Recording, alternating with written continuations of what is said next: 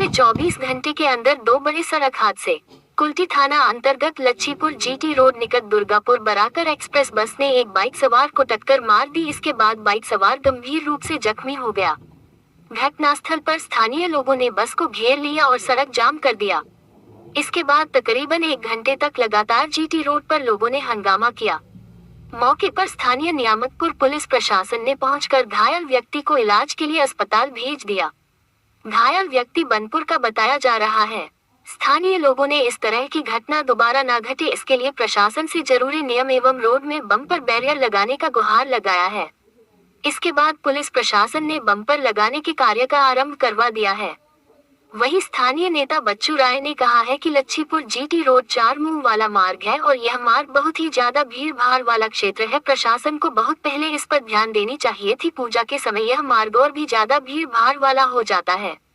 मैं आशा करता हूं कि अब प्रशासन ट्रैफिक नियम के अनुसार इस मार्ग पर भी अपना ध्यान देगी।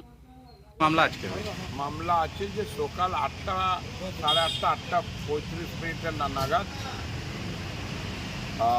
আসানসোল এই বরাকর দুর্গাপুরগামী কোনো এক্সপ্রেস বাস যার নাম ছিল নওসাদ, সেই এক্সপ্রেস বাসটি সে প্রচণ্ড জোরে আসছিল এবং লচ্ছিপুর গেটের চৌরাস্তার মুখে এক মোটর বাইক আরোহীকে প্রচণ্ডভাবে ধাক্কা মারে খুব জোরে।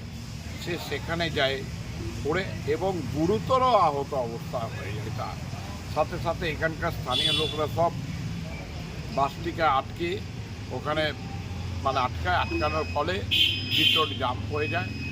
প্রায় বহুক্ষণ জাম ছিল। তারপরে পুলিশ প্রশাসনের একের পর এক আসার পরে তারপর তারা বাসটাকে আমরা বলি যে সিজ করে যান নিয়ে এবং মোটরবাইকটাকে যে আছে মোটরবাইকটাকে আরোহীটাকে আমরা এই হসপিটালাইজেশন করে দিই।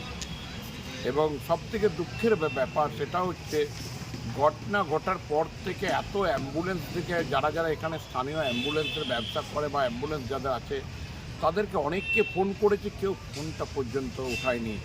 যে যদি ফোনটা ওঠাতো তো আমরা আরও আগে তাকে হসপিটালাইজেশন করতে পারতাম। খুবই এটা দুঃখের কারণ।